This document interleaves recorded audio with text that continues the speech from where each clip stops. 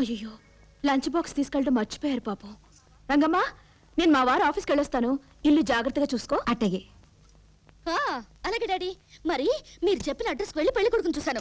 చాలా స్మార్ట్ గా ఉన్నాడు డాడీ. నాకు బాగా నచ్చాడు. హాయ్ మమ్మీ, నువ్వు త్వరగా వచ్చి నాకు పెళ్లి చేయకపోతే నేనే చేసుకుంటాను. ఏంటి, 2 months లో వస్తున్నారా? Great mummy, I love you. డాడీకి నేను బాగానే ఉన్నాను డాడీ. నాకేంటి, కంటికి రెప్పలా చూసుకోవడానికి మీరున్నారు. డబ్బు గురించి చింత లేదు. త్వరలో పెళ్ళవుతుంది. ఏ విధంగా చూసినా ఐఎమ్ ద లక్కీయెస్ట్.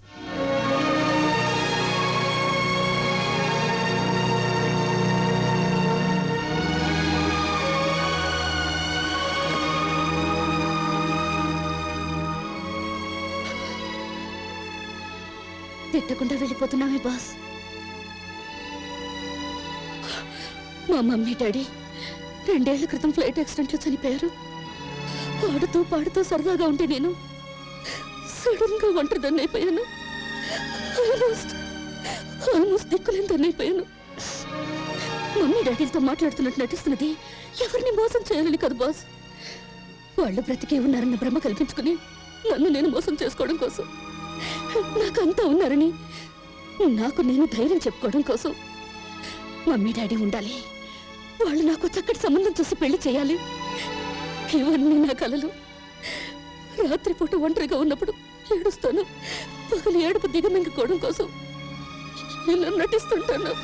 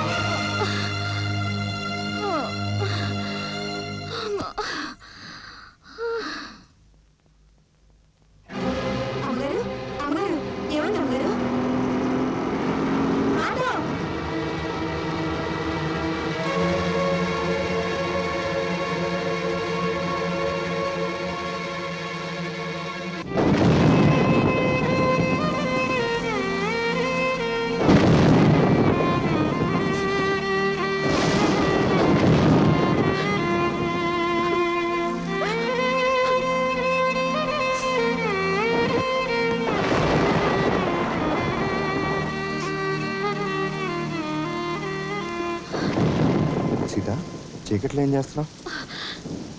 ఈ పాడు జన్మ ఇచ్చిన దేవుణ్ణి తిట్టుకుంటున్నాను. నన్ను త్వరగా తీసుకుపోమని ఆ దేవుణ్ణి వేడుకుంటున్నాను. సీత, ఏం మాటలవి? ఇవి మాటలు కావు, కడుపులో మంటలు. ఏమైంది సీత? ఏది కాకూడదు అనుకున్నాను అదే అయింది. నా మొగుడు అని హస్తమానం కలవరించాను. నా మొగుడు నాకు మాత్రమే అని కలలు కన్నాను.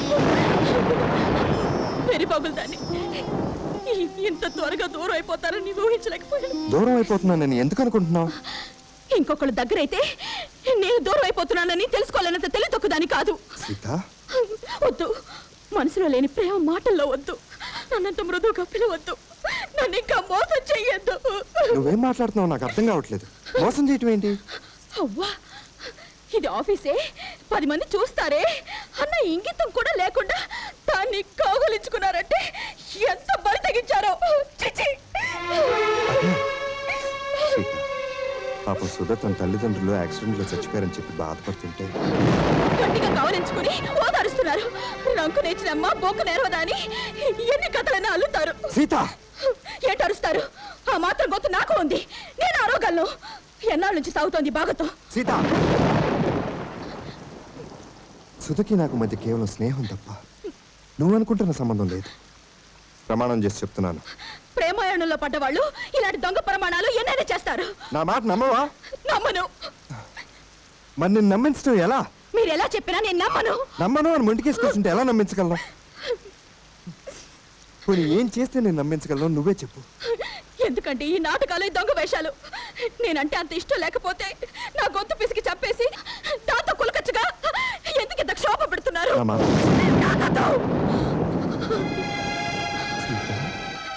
మనసు ఎలాగో చచ్చిపోయింది. మనిషిని చావకుండా ఉండాలంటే మీరు నన్ను తాకొద్దు. ఇప్పుడే కాదు, నేను బ్రతికుండగా ఈ జన్మలో మీరు నన్ను తాకడానికి వీల్లేదు. కోపంలో నువ్వేం మాట్లాడుతున్నావు నీకు తెలుసు, తెలిసే మాట్లాడుతున్నాను. మీరంటే నమ్మకం, అభిమానం, గౌరవం, ప్రేమ అన్నీ చచ్చిపోయాయి. ఇప్పుడు మీరంటే నాకు అసహ్యం. సీత, పరాయి స్త్రీని తాకిన చేతులతో నన్ను తాకితే ఒంటి మీద కిరసనాలు పోసుకుని తగలు పడిపోతాను. తాకద్దని ఒకసారి చెప్తే సిగ్గుండాలి మనిషికి. నన్ను తాకడానికి ప్రయత్నించినా తాకినా వీడు చచ్చినంత ఒట్టు.